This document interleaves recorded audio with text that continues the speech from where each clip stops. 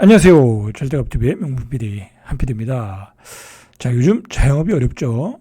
심지어는 자영업의 종말 시대가 왔다 할 정도로 자영업이 끝났다 할 정도로 자영업이 어려운 시대예요.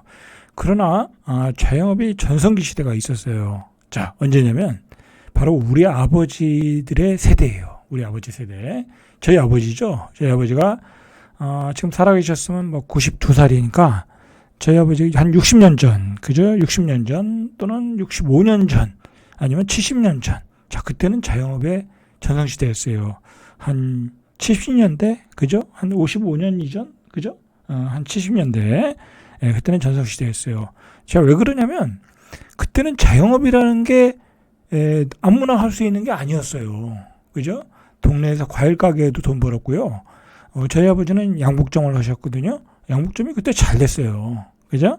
왜냐면 막 우리 학생들 교복 맞춰줬잖아요. 그리고 신사복이 처음 등장한 시대야.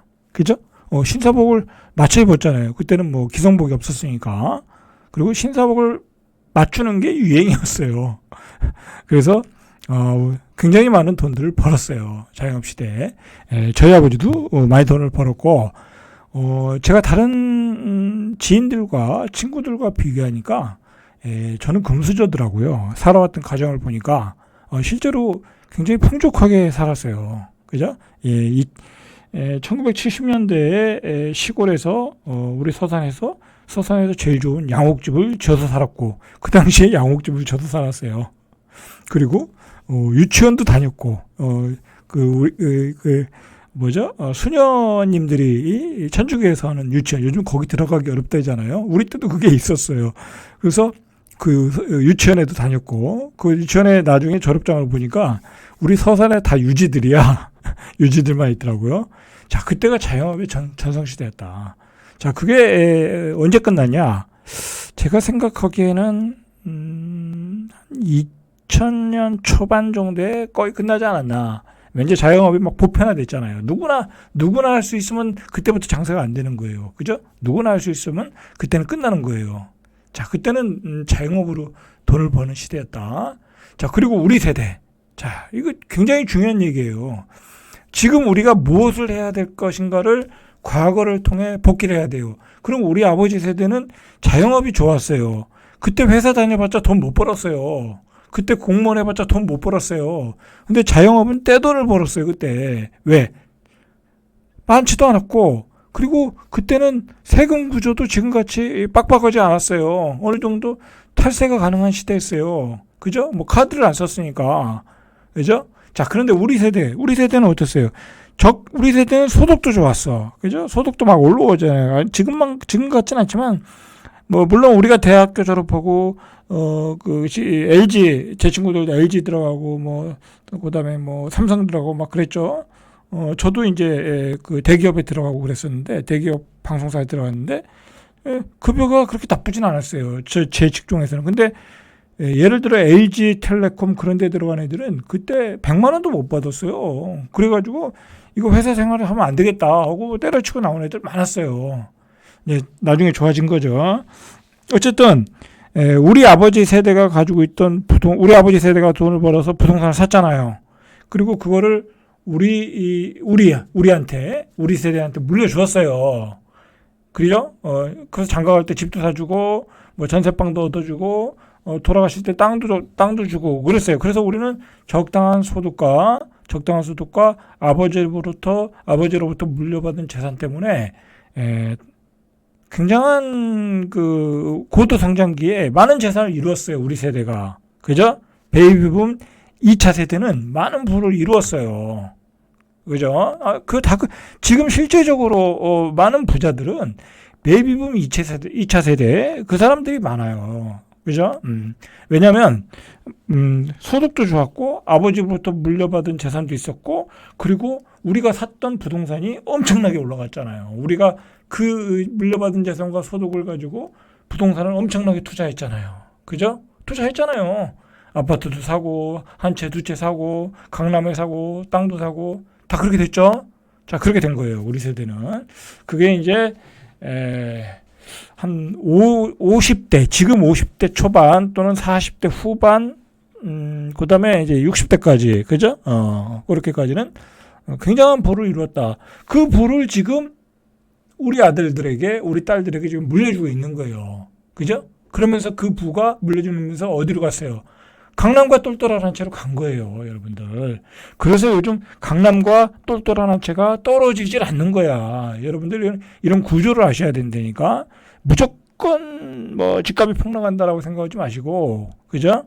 올라가지는 못하더라도 떨어지는 데는 떨어지지 않고 견조하게 유지하는 데는 이유가 있다. 우리의 재산들을 지금 우리 아들들에게 지금 증여를 하고 있더라고요. 제 주변을 다 보니까. 그렇죠? 아니, 제가 나이가 60이에요. 제가 여기서 이제 할 일이 뭐가 있겠어요? 무슨 고급차를 몰고 다니면서 떵떵거리면서 그러지 않아요. 그죠? 돈이 있더라도 그러지 않아요. 이 재산을 어떻게 자식들에게 이전을 시켜줄 건가? 다 그 생각을 하고 살아요. 대부분의 아버지들이. 이건 동감하실, 그럴 수밖에 없잖아요. 나는 이제 살 날이 얼마 남지 않았고, 우리 아들들은 이제 아들과 딸이죠. 그죠? 요즘은. 아들과 딸들이 우리 대를 이어서, 우리 가문을, 빛내줘야 되는 역할을 하고, 그걸 또 손자들한테 연결시켜줘야 되니까, 우리의 재산을 옮겨줄 수밖에 없어요. 심지어는, 빚내가지고 집을 사주더라고요. 그죠? 자, 그렇고. 그러면 지금, 2030은 뭐로 부자가 됐어요? 이 친구들은. 부자가 된 친구들은 많지는 않죠. 왜냐하면 그들은 소득으로 이제 부자가 안 돼요. 그죠? 소득으로 부자가 안 돼. 될 수가 없죠. 고도의 인플레, 그 다음에 급등한 집값, 그리고 지금 뭐 어디 투자할 데 있어요? 땅? 부동산 투자할 수 없죠? 2015년에서 20년 사이에 부동산이 급등하고 지방의 아파트 가격이 다 급등하면서 엄청난 부가 만들면서 거기서 다 끝나버린 거예요. 어떤 부동산의 사이클은 다 끝난 거예요, 일단은.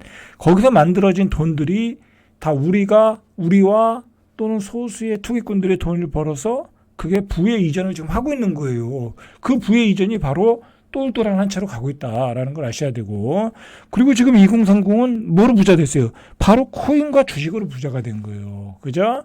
자, 그것도 미국 주식, 코리아 주식은 아니고, 그죠? 코스피 들어가서 부자 됐던 사람 별로 없어요.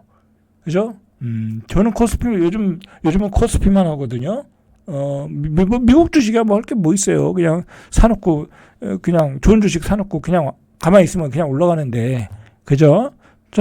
저희 와이프 계좌에 코비드 때 사는 주식은 한 번도 안 팔았어요. 뭐 큰 돈도 아니지만 수익률이 뭐 어떤 거는 200%, 어떤 건 150% 그래요. 그냥 놔두니까 그냥 놔두면 돼요. 거기는 그냥 매그니피션트, 세븐 다 애플, 뭐 마이크로소프트 그런 주식이니까 떨어지든 말든, 그죠? 내가 뭐 수억 투자한 것도 아니니까. 자, 어쨌든 지금 젊은이들이 돈을 번 것은 비트코인과 주식이다. 그러면 여러분들 결론은 뭐냐? 이제 소득으로 돈 버는 시대는 힘들다. 두 가지밖에 없다. 부모님한테 재산을 물려받든지, 많은 재산을 물려받아서 그것을 가지고 똘똘한 한 채 사든지 투자를 잘하든지, 아니면 나는 물려받을 것도 없다. 그러면 조금 좋은 소득, 고소득군이 되든지 중소득군이 되든지 그걸 가지고 투자를 잘해야 되는 거야, 이제. 그죠? 그 방법밖에 없다. 그러니까 우리 세대가 가장 행복한 세대야. 그죠? 대기업 들어가기도 쉬웠고 아버지한테 물려받은 재산도 많고. 그죠? 시골에 있는 애들도 아버지가 그냥 농사만 졌어. 그죠? 근데 그 시골 땅도 뭐 저기 아주 깡시골 말고요. 그냥 시 정도 되는 시골 있잖아요. 그죠? 우리 서산시 같은 경우에도 외곽에서 농사 짓던 친구들도 다 떼부자 됐어요. 그죠? 10,000원도 안 가던 땅이 30만 원 갔잖아요. 30배 올랐잖아요. 그 10,000평 가지고 있다고 해봐요. 그죠? 그걸 반만 물려받았다고 생각해봐요. 그죠? 그랬다. 그래서, 이제 여러분들, 우리 제 구독자들은 이제 50에서 뭐 한 65세니까 다 이해를 하실 거예요. 제가 하는 얘기가. 그리고 다 본인에 해당되는 상황이잖아요. 그죠?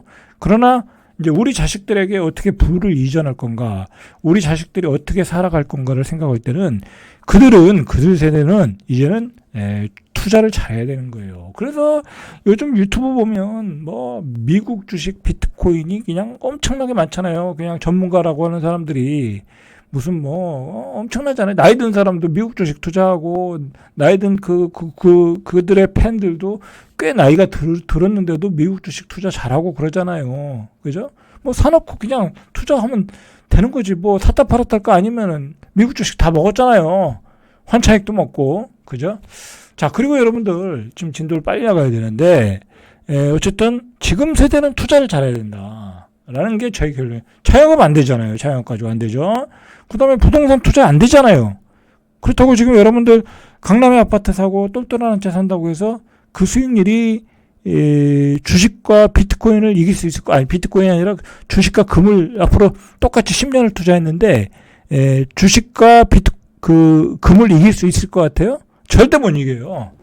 강남 아파트를 내가 50억에 샀는데 10년 뒤에 그게 100억이 됐어. 그런데 그거 양도세 내야죠. 취득세 내야죠. 종부세 내야죠. 건강보험료 내야죠. 그죠? 허덕거리는 거. 그러면 별로 남는 것도 없어요. 그러나 금을 샀는데 금 사서 내가 두 배 이상을 먹었어.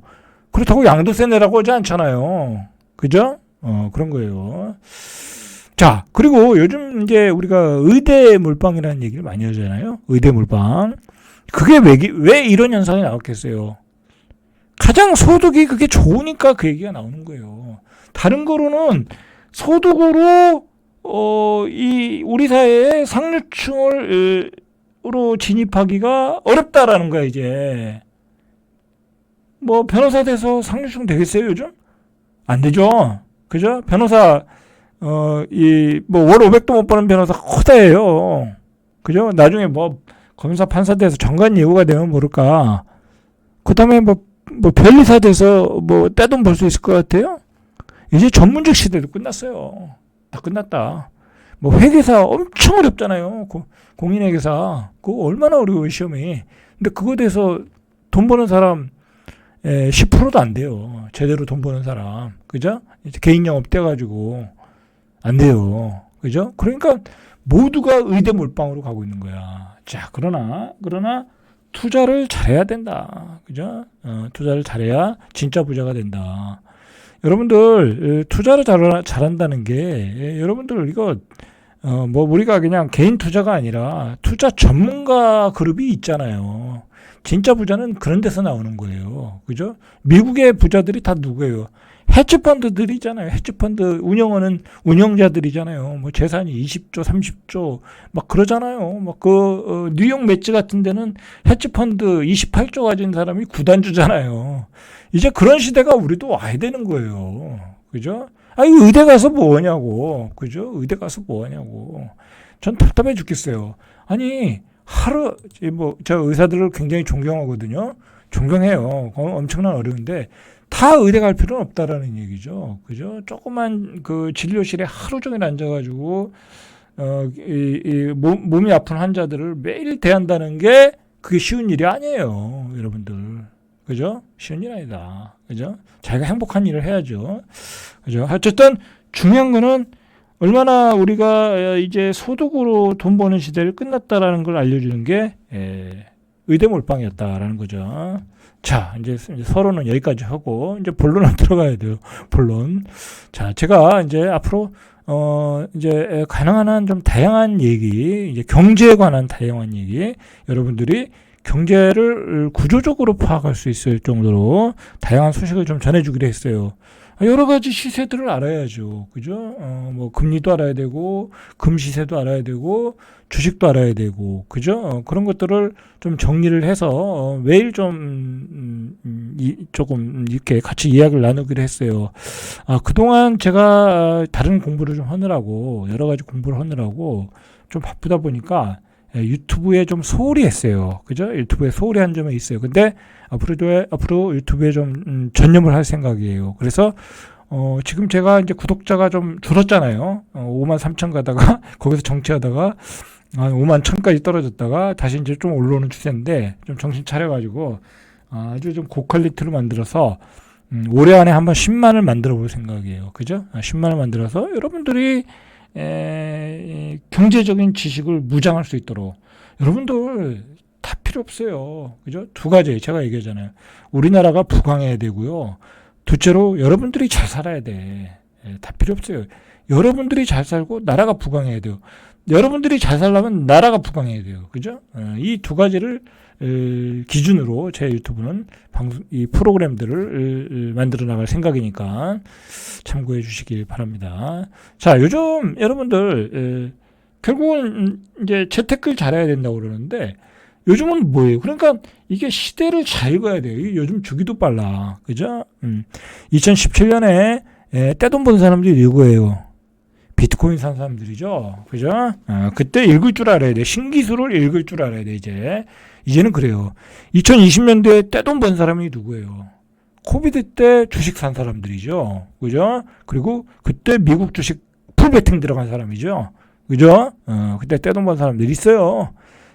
자, 여러분들 좀 비극적인 얘기지만 이 재테크 시대가 왔다. 재테크로서 어떤 그 부를 늘리는 시대는 엄청난 양극화가 오는 거야. 왜?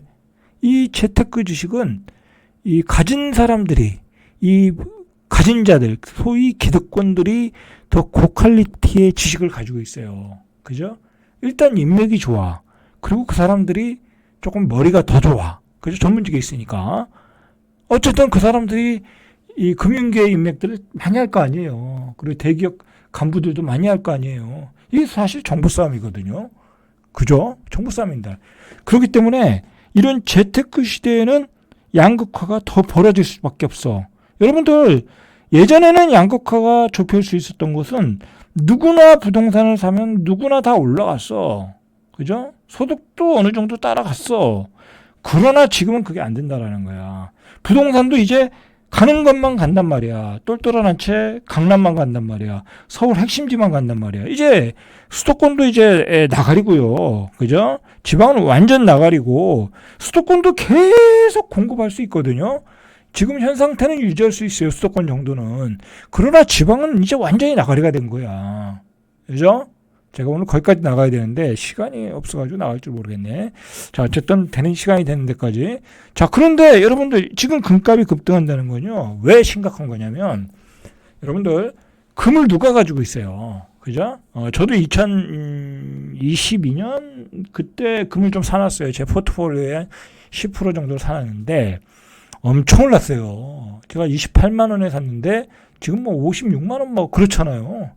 뭐 거의 2배 가까이 올랐어요. 그러면 그때 뭐 몇 억을 투자할 걸 그런 생각이 들지 않겠어요?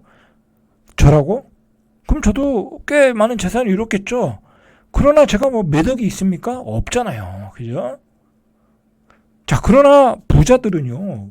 몇십억, 몇백억을 가진 사람들은 몇십억을 가진 사람은 몇 억을 투자할 수 있고 몇백억을 가진 사람은 몇십억을 투자할 수 있는 거예요. 금은 그래서 부자들의 부동산이에요. 그냥 일반 중산층들이 금 얼마나 가지고 있겠어요. 그죠? 10돈도 못 가지고 있어요. 그죠? 돈 1,000만 원어치도 못 가지고 있어요. 그나마 가지고 있는 사람은 이거 올라올 때 3, 40만 원대 다 팔아먹었잖아요. 그죠? 다 올라온다고 다 팔아먹었잖아요. 몇 개월 전에 제 주변에 다 그렇게 했어요. 제가 팔지 말라고 그랬는데. 자, 결국은 또 양극화가 벌어지고 있다. 자, 그 늦은 타임에 뒤늦게 금값이 오른다니까 또 거래소로 들어가고 금을 사러 줄 서로 가고 있다. 그죠? 항상 개미들의 추격 매수죠. 그죠? 추격 매수죠. 자, 지금은 조금 기다려야 될 타임 같아요. 그죠? 아니면 조금만 사든지. 그죠? 조정을 받으면 사야죠. 그죠? 어쨌든 지금 금이 이 재테크에 아주 대세가 되어버렸다. 이건 제가 어제도 설명을 해드렸는데 이 중국, 그죠? 그 다음에 그 인도, 폴란드, 뭐 각국의 나라들이 금을 계속해서 중앙은행들이 달러 대신 매입을 하고 있어요. 그런데 여기서 문제가 되는 게 뭐냐면 이 한국은행이야, 그죠? 한국은행이 우리나라 한국은행이 이 인간들이 11년째 금을 추가를 매입하지 않았다라는 거야, 그죠? 복지부동한 거죠. 근데 금에 관한 좋은 리포트들이 나왔어요. 그동안. 왜 안 나왔겠어요? 애널리스트들이 금을 사라는 리포트를 쏟아냈어요. 몇 년 전부터. 근데 한국은행은 움직이지 않았어요. 그죠? 실패한 거죠. 그러면서 우리나라 금 보유량이 순위가 확 떨어졌다는 거야. 그죠? 자, 어쨌든 종로의 한 금은방에서는 현재 물건이 전량 소진됐다. 아이고. 골드바 주문 제작에는 최소 1, 2, 3주가 소요된다. 아주 풍기 현상이 일어나고 있나 봐요. 이제 사러 가지도 못하겠네. 그죠? 자, 그래서 2013년 이후 추가 매입을 안 한 우리나라의 경우에 세계 중앙은행 가운데 38위를 기록했다라는 거야. 1년 전에 36위였는데 두 계단 떨어졌다. 금을 좀 집중적으로 매입했으면 20위 안에까지 올라갔겠죠. 그죠? 아쉬운 부분이 있어요. 그죠? 아쉬운 부분이 있어요. 자, 우리나라의 외환 보유액에서 금이 차지하는 비중은 2%에 불과하다. 너무 비중이 작죠. 그죠? 지금 중국이나 인도는 미국의 국채를 팔아서 금으로 바꿨잖아요. 그죠? 근데 우리는 거꾸로 갔다. 그죠? 자, 이런 것들을 우리가 좀 알을 필요가 있어요. 그죠? 굉장히 금매입에 신중한 태도를 취했다. 좀 비난을 받을 필요가 있겠죠. 자, 금이 많은 나라는 미국이에요. 8,133톤. 그 다음에 2위가 독일 3,351톤. 이탈리아 2,400톤. 프랑스 2,300톤. 러시아 2,300톤. 그죠? 어마어마하죠. 자, 금은 부자들의 자산이다. 자, 이렇게 금값이 오르면 자산의 양극화가 더 벌어진다. 자, 그러면 금을 많이 가진 부자들은 이익 실현하는 사람들이 있겠죠. 그죠? 이익 실현하는 사람이 있겠죠. 옛날에 싸게 산 거 한 3배 올랐어. 4배 올랐어. 팔고 또 어디로 가겠어요? 자식들 또 부동산 사주겠죠. 그죠? 강남에 부동산 사주겠죠. 그래서 강남의 부동산이 안 떨어지고 있는 거예요. 여러분들. 부자들이 가진 돈들이 거기서 N의 상승, 제곱의 상승을 가지면서 그 돈들이 다시 고가의 강남 부동산을 덜컥 사주고 손자 부동산을 사주고 거기만 사주는 거야. 지금 다른 데 사줄 필요가 없으니까. 자, 그 얘기는 여기까지 하고요. 두 번째 이야기로는 이 지방 건설사가 파산 직전이다. 그죠? 파산 직전이다. 자, 미분양이 10년 5개월 만에 2만 가구가 늘어났다. 악성 미분양이에요. 그냥 입 다 져놓고도 분양이 안 되는 거. 전국 미분양은 7만 가구. 자, 특히 많은 지역이 대구 경북. 자, 이 대구 경북에만의 문제가 아니에요. 지금 그것만의 문제가 아니다. 자, 수도권의 미분양도 16,000가구. 전달보다 17%. 수도권도 엄청 늘고 있어요. 그죠? 왜냐면 입지가 떨어지고 그리고 수도권은 입지가 좋더라도 비싸면 안 팔려. 수도권은 또 비싸게 분양하잖아요, 지금. 수원 같은데 10억 이상에 분양하죠? 안 팔려요. 안 팔려. 지금 우리 경기도 안 좋은데 보너스도 못 받고 있는데 10억을 가지고 투자를 하겠어요? 집을 사겠어요? 한 5억 빚을 내서 안 산단 말이야. 그죠? 자, 이런 상황으로 가고 있다. 자, 이게 무슨 문제가 있냐면요. 지금 이렇게 되면은 지방 건설사들이 이 부도가 나는 거야. 작년에 부도가 많이 났는데 올해도 엄청난 부도가 일어날 거예요. 자, 그래서 정부가 대출 규제 완화 카드를 끄집어내고 있다고 그래요. 이 DSR 규제 완화해 준다는 거야. 근데 그것 가지고 지방에 있는 사람들이 집을 사겠어요? 안 사요. 안 사. 왜? 내가 살고 있는 집은 3억이야. 분양받을 만한, 내가 살고 있는 집은 3억인데 살만해, 입지가. 근데 분양을 받을 때는 6억이야. 근데 입지도 별로야. 안 산다고요. 빚을 내서. 지방 사람들 그렇게 빚을 낼 여유가 없어요. 그죠? 지방은 박살나고 있다. 지금 박살나고 있다. 그걸 아셔야 돼. 그리고 젊은이들은 다 서울로 올라오고. 자, 여기서 우리가 한번 생각해 봐야 될 게 뭐냐면, 지금 정부가 지방의 건설사를 살려주고 지방 경기를 살려주기 위해서 지방의 미분양 주택을 해소해주고 그게 근본적인 대책이 안 될 수 있다라는 거예요. 지금 근본적인 대책은요, 지방에 대해서는 빨리 이 2차 공공기관 이전, 그죠? 이거 언제 나온 얘기야? 지금 여야가 추진을 못하고 있어요. 그리고 국회 화대가 아니고 와대예요. 청와대가 이전하는 거, 그죠? 행정수도로 이전하는 거, 그런 것들. 그리고 산업은행 부산으로 이전하는 거, 그죠? 그런 정책을 여야가 하나도 안 했어. 그죠? 윤석열 정권 들어서 민주당과 국민의힘이 이런 정책을, 지방에 관한 정책을 하나도 안 했어. 윤석열 정부는 완전히 서울 수도권 중심 정책이었죠. 그죠? 정책 자체가. 그럴 수밖에 없었어요. 그죠? 그리고 야당은, 예전에 문재인 정부 때는 그래도 지방 이전에 대한 강렬한, 정책이 있었거든요. 문재인 대통령이 또 되자마자, 기재부하고 행정부도 내려보내고. 근데, 이건 이재명, 민주당 정권에서는, 야당의 대표일 때는 아무것도 안 됐어. 그죠? 국회만 이전한다. 그죠? 이 상임위 7개에서만 그거밖에 없어. 2차 공공기관 이전도 안 하고, 산업은행 부산 이전도 안 하고, 이 산업은행도 빨리 마무리해야죠. 이런 게 지금 지방엔 더 급하다. 그죠? 이 지방에 있는 아파트를 살려주는 게 중요한 게 아니라, 그죠? 살려주는 게 아니라. 자, 여러분들, 이게 문제가 뭐냐면요. 건설사들을, DSR을 풀어줘서 살려준다는 건 뭐예요? 결국은, 부채를 내서 집을 사달라는 얘기잖아요. 그죠?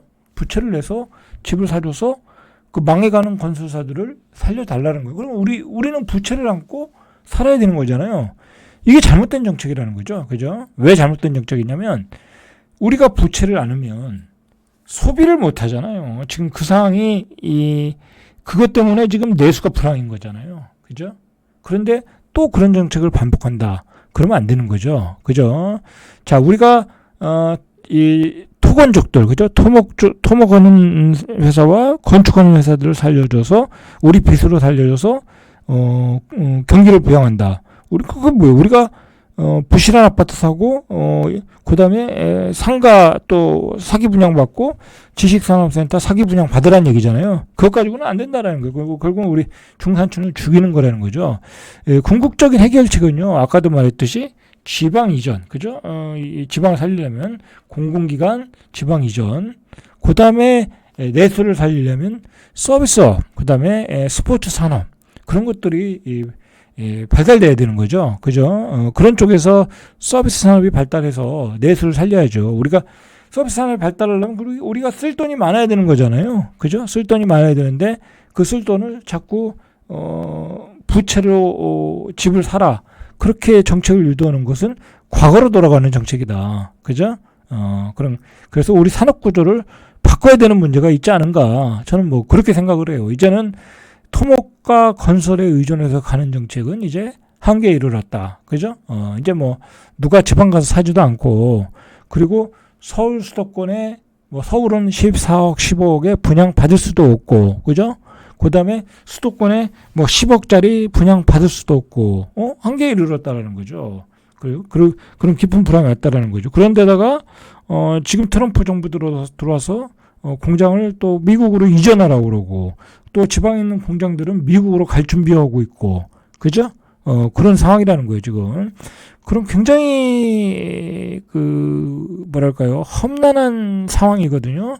굉장히 어려운 상황인데, 이걸 빨리 해결할 수 있는 어떤 정책적인 해결들이 나와야 되거든요. 그래서 정책적인 국회에서 논의가 되고, 어떤 정책이 만들어지고, 법안이 나와야 되는데, 아무것도 안 이루어지고 있다는 게 대한민국의 지금 현실인 거죠.